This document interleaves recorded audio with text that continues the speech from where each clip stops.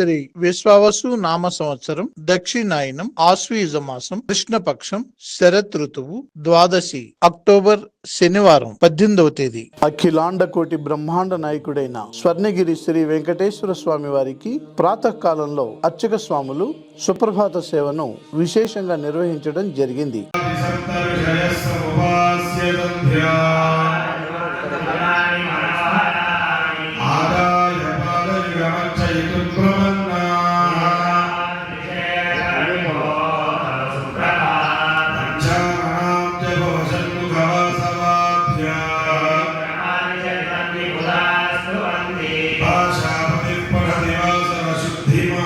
సుప్రభాత సేవ అనంతరం శ్రీ మహాలక్ష్మి అమ్మవారు 33 కోట్ల దేవతలు కొలువు తీరినట్టి గోపృష్ఠ దర్శనాన్ని చేయించడం జరిగింది.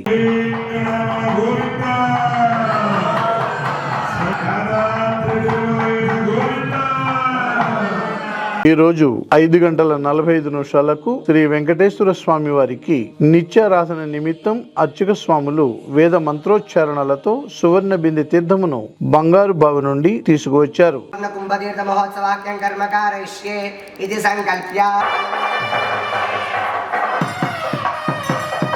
ఉదయం 7 గంటలకు శ్రీ వెంకటేశ్వర స్వామి వారిని మణిమయ శోభిత స్వర్ణాభరణాలతో పరిమళ భరిత పుష్పమాలలతో శోభాయమానంగా అలంకరించి సహస్ర నామార్చన సేవను ఘనంగా నిర్వహించారు.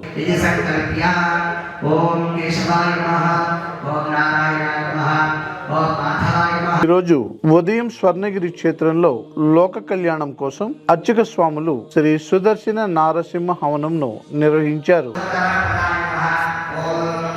స్వర్ణగిరి శ్రీ వెంకటేశ్వర స్వామి వారి దివ్య క్షేత్రంలో ఈ రోజు మృగశిర నక్షత్రం పురస్కరించుకుని శ్రీ పద్మావతి అమ్మవారికి నవకలశ పంచామృత అభిషేకాన్ని అర్చక స్వాములు ఘనంగా నిర్వహించారు.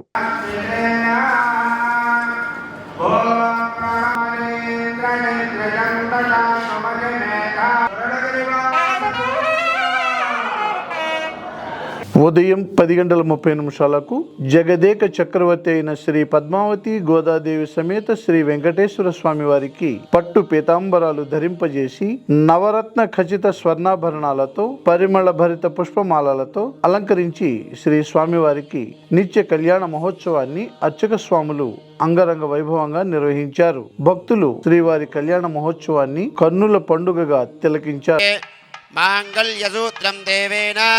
యుష్మత్కంఠసమర్పణే నియోజదోహం భద్రామి గృగాణ పరమేశ్వరి మాంగళ్య శ్రీనివాసాయ మంగళం.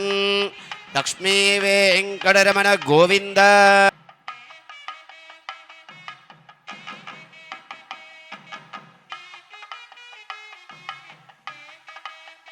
ప్రతిరోజు స్వర్ణగిరి దివ్యక్షేత్రంలో అఖిలాండ కోటి బ్రహ్మాండ నాయకుడి అన్నప్రసాద వితరణలో భాగంగా ఈరోజు సుమారు 5,000 మందికి పైగా భక్తులు నిత్యాన్న ప్రసాదాన్ని స్వీకరించారు.